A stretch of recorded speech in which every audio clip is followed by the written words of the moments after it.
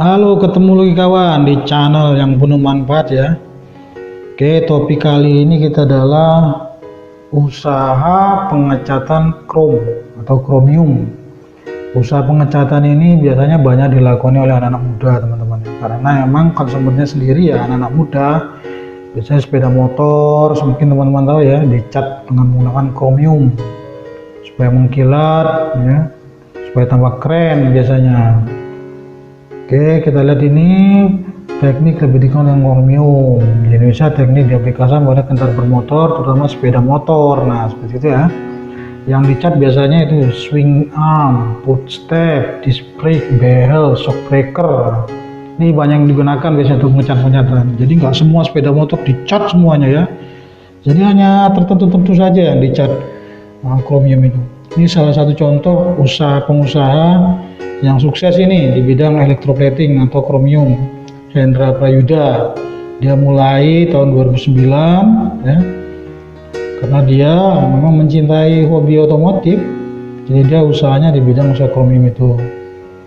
Dia belajar terdedak dengan modal usaha mulai 150 juta yang digunakan untuk berbagai macam tuh bahan kimia, sewa tempat ya, bahan bakunya dia semua gunakan itu.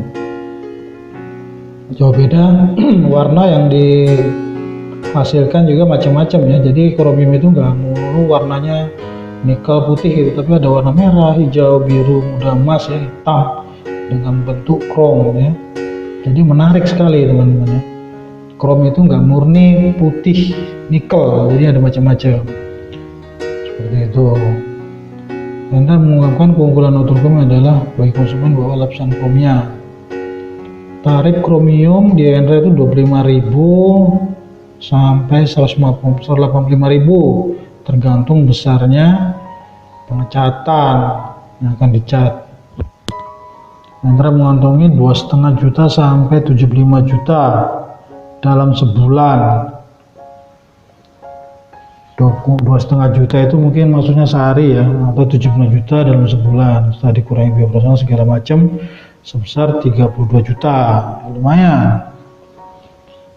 Selain Hendra ada Andi Yusuf begitu juga, modal dia 40 juta ya, untuk sewa tempat, bahan bagus segala macam ya. Peralatan bisa menghasilkan sampai 15 juta. Paling diminati itu biasanya warna emas kromium ini, karena teman-teman itu yang di lapangan itu, Andi mengaku omsetnya sebulan bisa 50 juta. Waduh, lumayan juga. Setelah dikurangi operasional berarti 25 juta, dia bisa mengantongi 25 juta.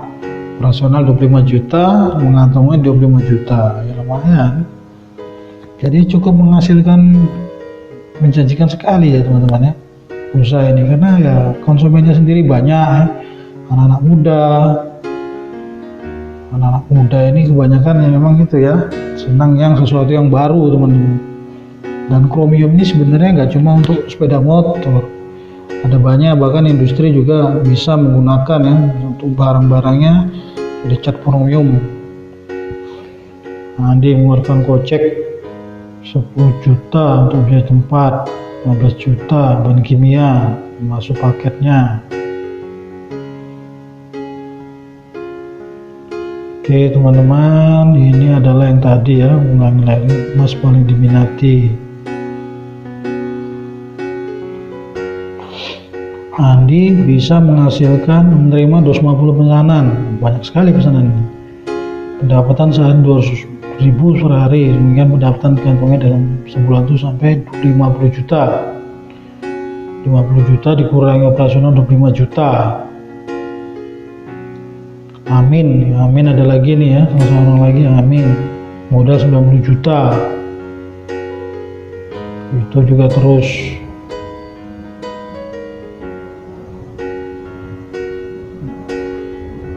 Ya teman-teman ya, ini contoh bentuk krom. Krom ini bentuknya seperti ini teman, mengkilat sekali ya. Contoh krom, item-item tertentu yang ada di sepeda motor teman-teman ya, di krom. Ini contohnya chrome itu, Anda lihat mengkilat, bentuknya seperti itu, dia pengecat. Nah, ini salah satu contoh proses pengecatannya teman-teman. Proses pengecatan ini salah satu saya ambil di channel Motor Modelo. Jadi bapak ini sebenarnya mengecat ini teman-teman ya.